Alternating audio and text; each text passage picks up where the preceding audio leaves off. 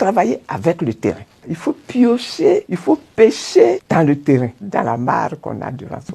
C'est vrai, le fait d'être femme, c'est un challenge de plus. Vous savez, à chaque fois, le combat des femmes, c'est toujours un challenge de plus. Et moi, je pense qu'aujourd'hui, les hommes ivoiriens, la population ivoirienne, aujourd'hui, là, elle est prête à essayer une femme au pouvoir. On aurait même aimé que toutes les candidates soient rien que des femmes.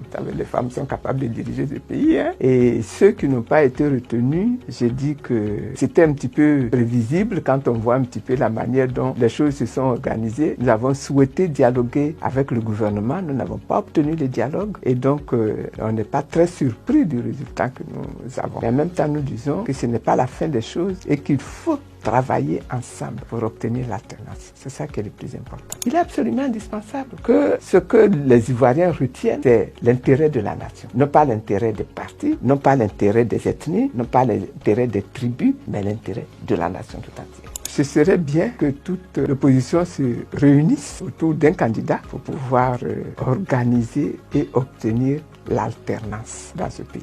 Mais vous savez, c'est des élections. Et quand on va aux élections, on va à la pêche. Et j'espère que aussi bien à gauche qu'à droite, au centre, qu'il y ait des électeurs, des citoyens ivoiriens qui soient prêts à soutenir ma candidature, y compris à l'intérieur du RHDP. Je suis sûr qu'à l'intérieur